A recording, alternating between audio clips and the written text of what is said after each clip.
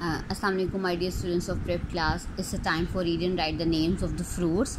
So first of all, what is this fruit? As you all know, this is apple, this is orange, and this is banana. Okay, so first of all, what are the spellings of apple? A, p, p, l, a, p, p, l, a. Okay, learn it and write it 2 times and learn the spellings of apple, then learn the spellings of orange, and then learn the spellings of banana. B, a, n, a, n, a, banana.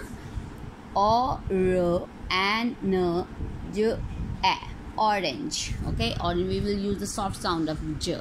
Okay, not g, it's j here. Okay, because it is the soft sound. Okay, students, 3 names. Okay, learn these names. I will give you any 5 names in the paper, so please must learn all the spellings by heart. Okay, same like this I can give you any other words also. Match the words to the picture. Also do this page. Hen. Okay, hen, match it with the hen.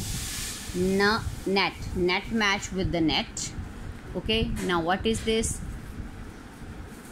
Pen. So where is pen? Match it. Okay, complete the page, do the matching.